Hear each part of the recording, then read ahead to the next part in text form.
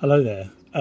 This is a short video I think I thought I'd better make. It's regarding using the USDX Plus and the Retevis HK008. I had a look at the actual unit, and I thought rather than cut the cord or do anything drastic to plug it in, I'd just tap it out and look inside and see what the wiring was like, and see if I could do it by wiring the internal wires. So I did this, and you can see from the unit here that actually all that the factory have done is let's move it forward a little bit. I don't know if you can see. All the factory have done is they've got 4 wires from the connector, this usual connector, and it comes out to 4 pads on the printed circuit board. Right, to open the unit, it's very simple. You take the back off. There are 3 screws. Remove the 3 screws. Remove the volume knob, and there's a little plug that goes into the external speaker plug. You can remove that. It just stops the printed circuit board out coming out. Remove the 4 screws that hold the circuit board in, and out it'll pop. Now, when I did the actual tapping out, actually I'm going to hold this so you can actually see it, and actually probably take a screenshot or something if you need to. But basically, the microphone is blue, the press to talk is green, the ground is red. It says VCC on it on the microphone, and the speaker is black.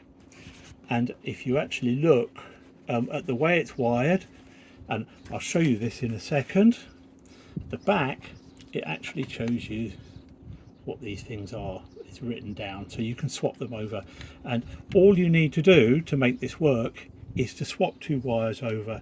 You need to swap the blue and the green wire, and I've done that here. When you open your unit, the green wire will be connected here and the blue will be here. You just need to swap those 2 wires, the blue and the green, over. You need a slightly steady hand, but it's not a very hard job. In fact, I don't think the factory did as good a job as I've done with this soldering.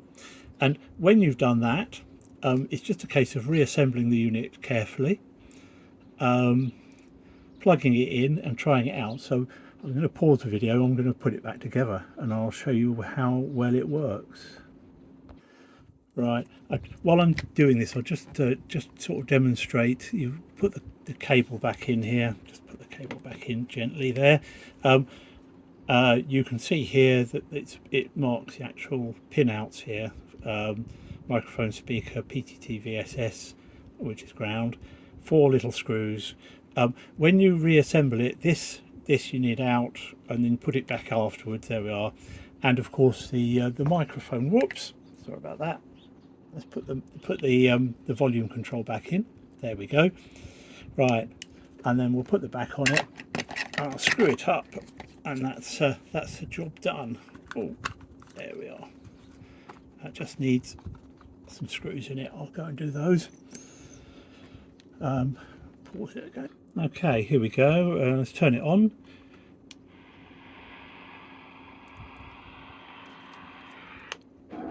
That's working. Let's have a little tune, see if we can hear anything. I think it's going to be a quiet band.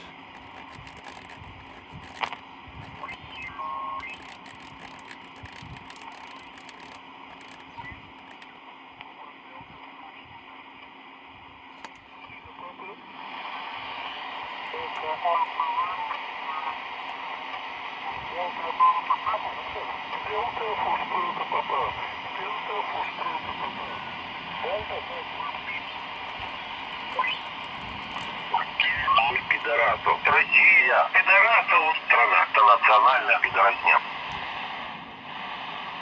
Seems to be working fine. I must say, I do like the volume. Don't need to listen to FT8, do we?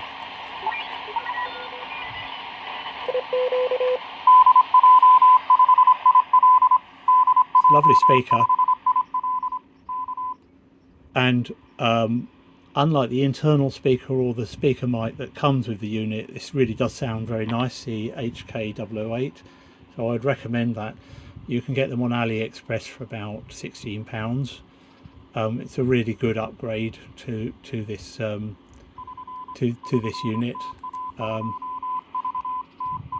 would say the audio sounds any better than the other microphone, but or rather the microphone audio, but the speaker is superior. And the main problem I found with the USDX, let's turn it off, hold on.